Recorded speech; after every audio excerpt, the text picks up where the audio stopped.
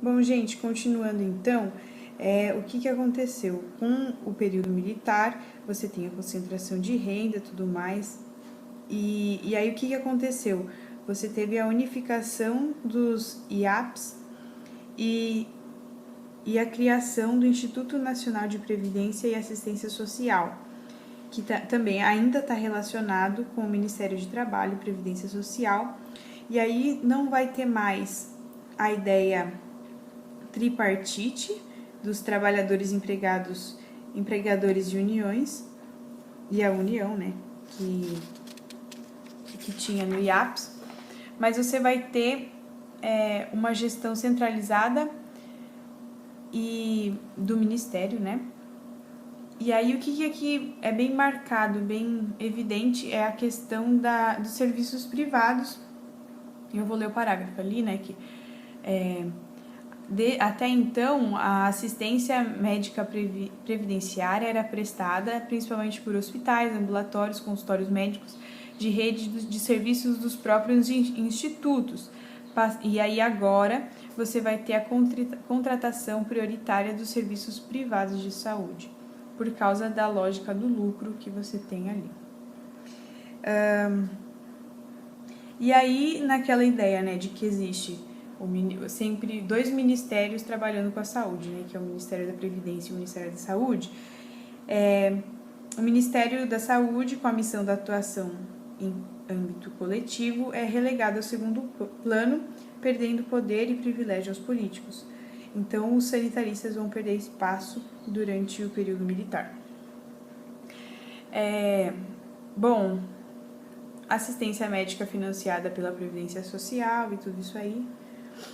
E a gente tem que lembrar que é um período, né, que os movimentos sociais estão bem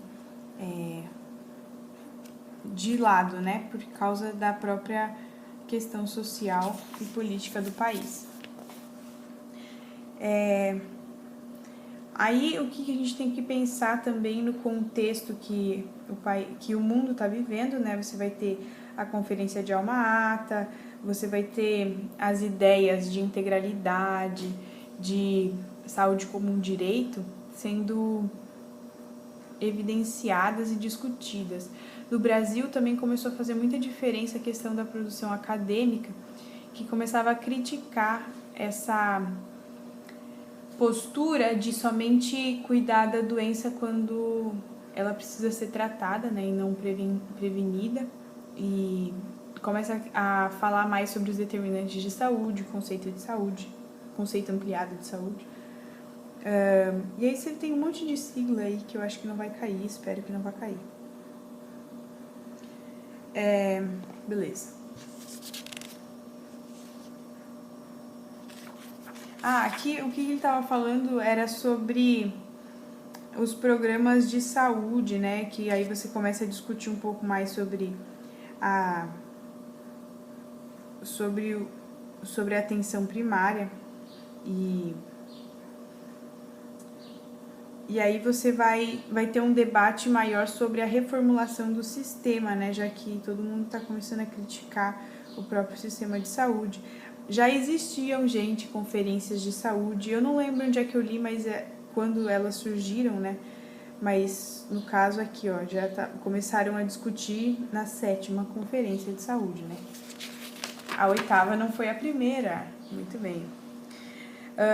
Aí uma outra coisa que é legal de lembrar são as ações integradas de saúde, que aí eles já têm até um próprio orçamento para a saúde, olha, nossa, que resolução horrível dessa câmera, tá, mas aqui, ó, que aí eles começam a fazer ações integradas com 10% de arrecadação, eles têm um repasse aqui, que é interessante, né?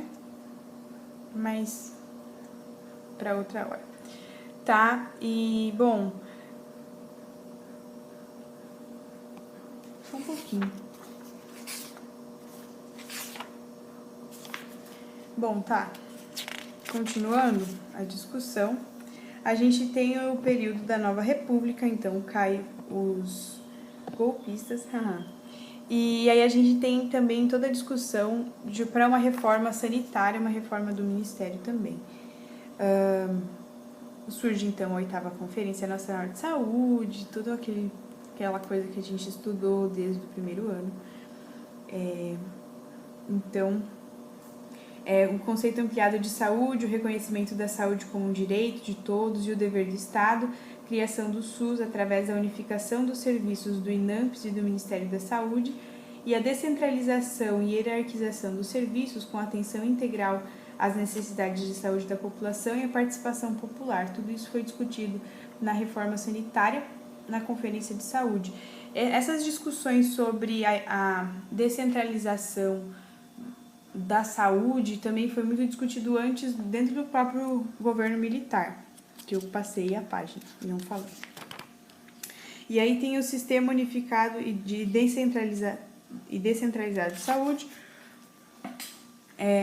que também foi bem legal. Tem um parágrafo aqui que ele representou um certo avanço na medida que possibilitou a formação dos conselhos estaduais e municipais de saúde, a descentralização dos recursos e o poder na esfera federal para estadual, o esvaziamento do INAMPS e o aumento da cobertura de serviços de saúde.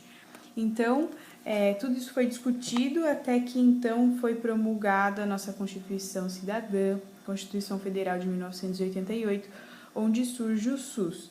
Desde então, no próximo capítulo do livro, eu posso fazer até o vídeo, vão sendo implementadas todas essas questões. De 1988 a 1992, a gente teve 2 governos que foram bem complicados para implantação do SUS, dificultaram um pouco. E aí depois a gente vai seguindo para ver o que isso causou. Mas então, da colônia até 1988 está aí uma ideia. Se vocês quiserem pausar e ler o livro também é ótimo, recomendo, gente.